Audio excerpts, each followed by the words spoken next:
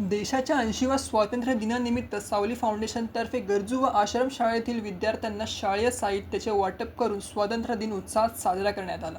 विद्यार्थ्यांच्या शिक्षणाला प्रोत्साहन मिळावे आणि त्यांच्या चेहऱ्यावर आनंद फुलावा या उद्देशाने फाउंडेशनच्या वतीने हा सामाजिक उपक्रम आयोजित करण्यात आला।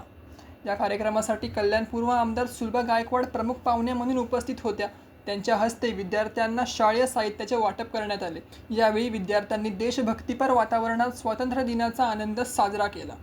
शिक्षण हीच खरी समाज परिवर्तनाची ताकद आहे आणि प्रत्येक गरजू मुलाला शिक्षणाची समान संधी मिळाली पाहिजे या भावनेतून सावली फाउंडेशन सातत्याने सामाजिक उपक्रम राबवत असल्याचे यावेळी सांगण्यात आले।